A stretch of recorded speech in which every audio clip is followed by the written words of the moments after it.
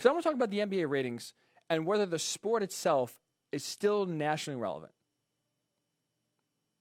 Nathan Strauss of The Athletic wrote a very interesting and great article this week, or last week, I should say, about the NBA ratings. And he didn't just, kind of only talk about this year's ratings from October to March before the shutdown.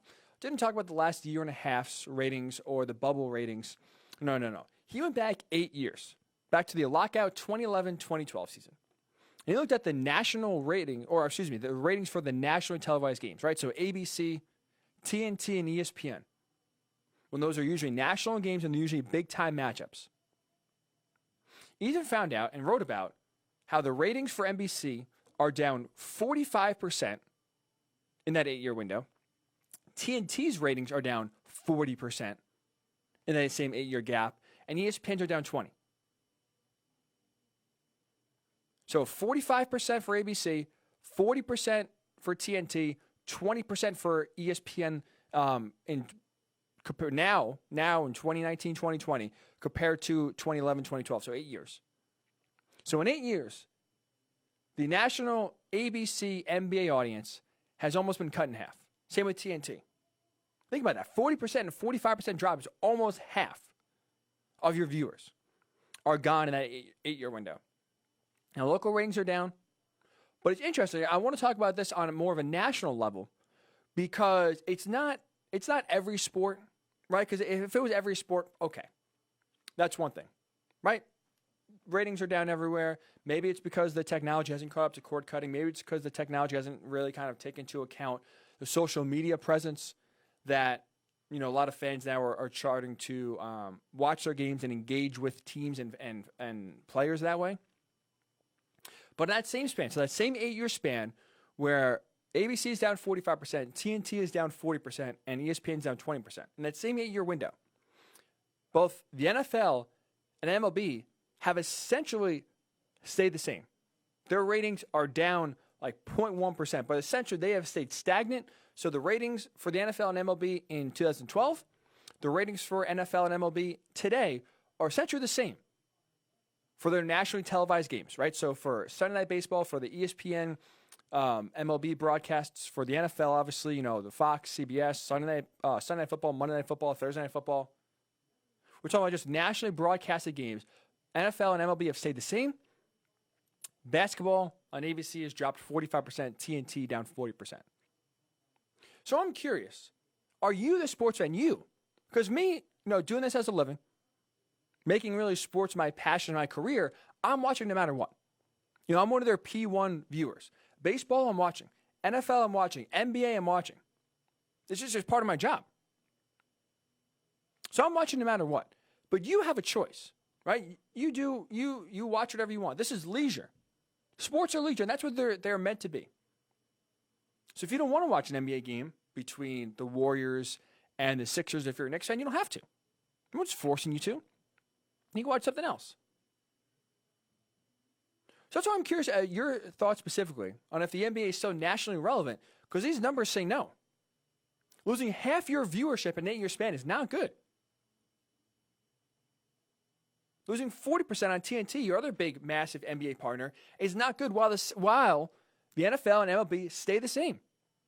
Viewers aren't watching less sports. They're watching sports. Just they're not watching the NBA. So I'm curious why. And you look at, the actual amount of viewers themselves. Right? We knew the NBA wasn't anywhere close. The NFL it's on its own. We're talking the 4 major sports. We're talking about the relevancy and what we talk about. Football is king. So football averages 16 million viewers for every national broadcast. Well, MLB, NHL, and NBA are way, way, way down the list. And at least, I don't know about you, but for me, I always thought the NBA was comfortably in second. So it's the NFL 1, the NBA 2, and then way more down there be MLB and the NHL. Just two sports that, for whatever reason, struggle to get national relevant attention, but in their respective markets are very popular. But for whatever reason, again, nationally, people are tuning into national games to watch a Dodgers-Giants game, if you're a Yankees fan, Not many people are doing so, but the NFL, obviously, no matter what fan you are, you're watching the big games. But the NBA is a lot closer to MLB's ratings than the NFL. So the NFL got 16 million viewers on average during this time for nationally televised games.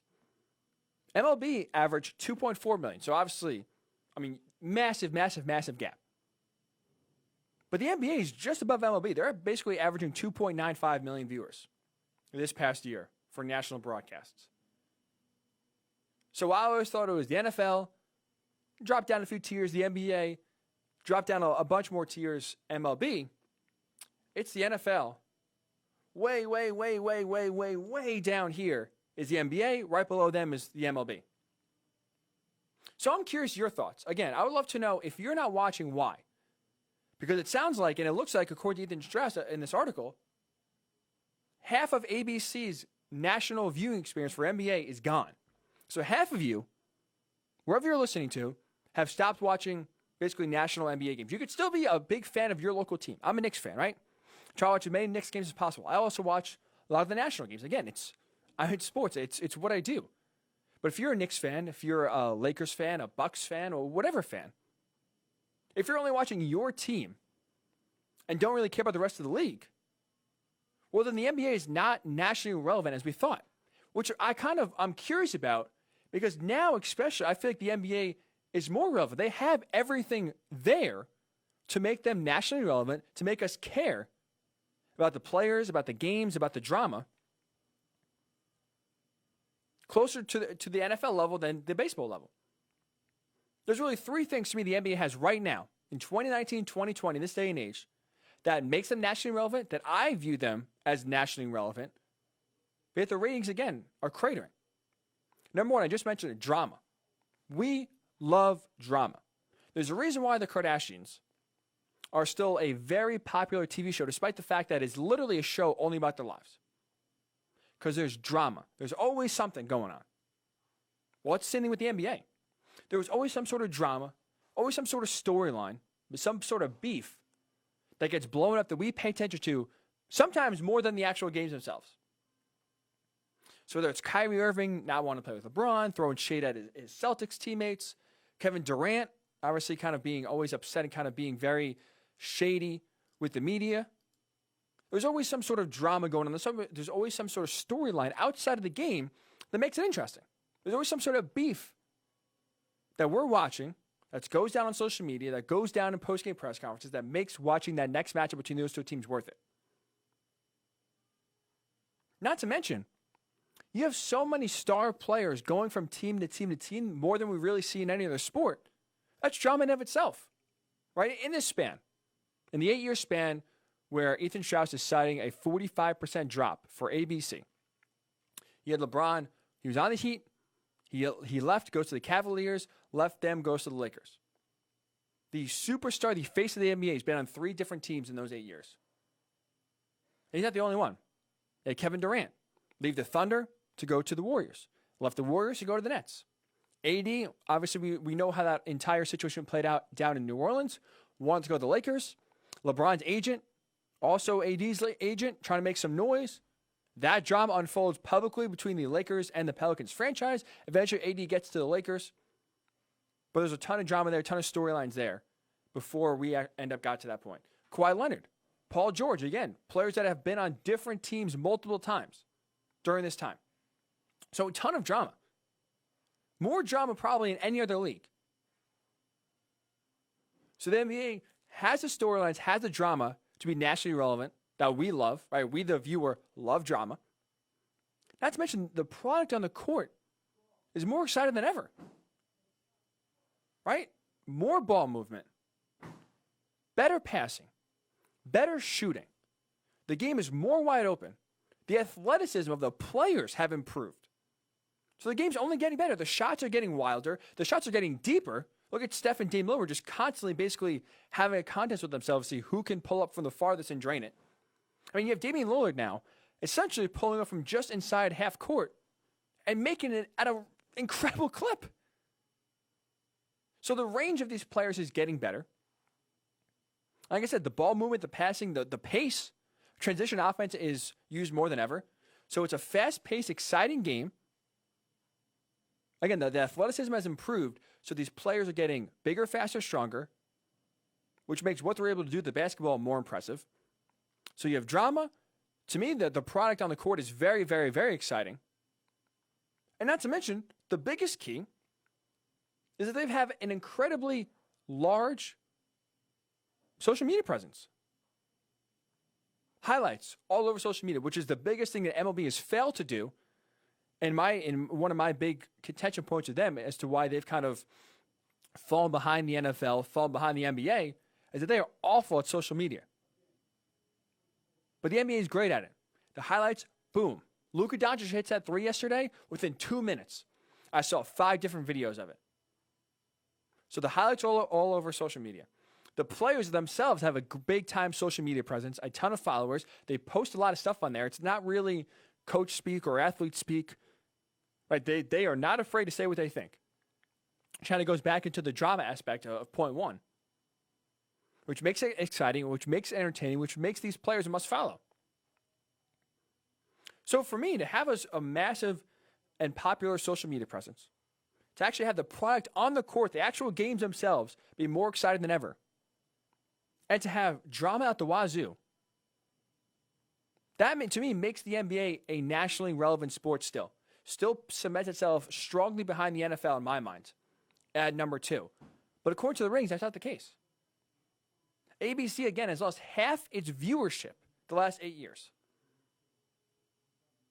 So I'm curious to you, if you're not watching the NBA, why not? Why not? Because at least for me, again, obviously working in sports is a little different. It's part of my job to watch these games. And, so it's different. It's part of the job. But I'll say this. My interest in basketball has only grown the last 8 years. I didn't grow up in a basketball household. Myself, like I'm sure many sports fans, you watch the teams that your dad grows up watching. So being a Mets fan, being a Colts fan, those are really the 2 main sports, football and baseball, that you grow up watching. Big Notre Dame fan, so I was a big Notre Dame fan growing up. But basketball never really, we watch a lot of college basketball, never really the NBA. So I didn't grow up in an NBA household. But, as I, start watching more sports, as I kind of got into it, I've appreciated the game a lot more. So my appreciation and my excitement for the game right now has really never been higher, which I guess is bucking the trend in the complete opposite how a lot of you feel.